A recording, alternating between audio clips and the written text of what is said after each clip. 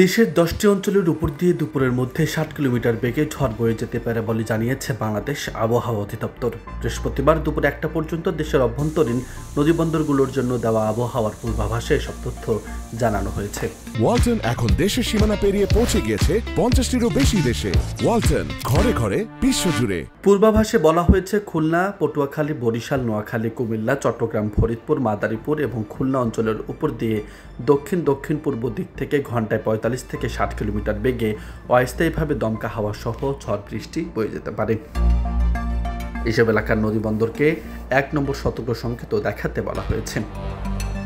এদিকে রাজধানী ঢাকা ও আশেপাশে এলাকায় দিনের প্রথমার্ধে বৃষ্টি অথবা বজ্র বৃষ্টির সম্ভাবনা রয়েছে। একই সঙ্গে দিনের তাপমাত্রা আগের তুলনায় কিছুটা কমতে পারে। এতে গরমের অনুভূতিও গতকালের তুলনায় কিছুটা কমতে পারে বলে জানিয়েছে বাংলাদেশ আবহাওয়া অধিদপ্তর।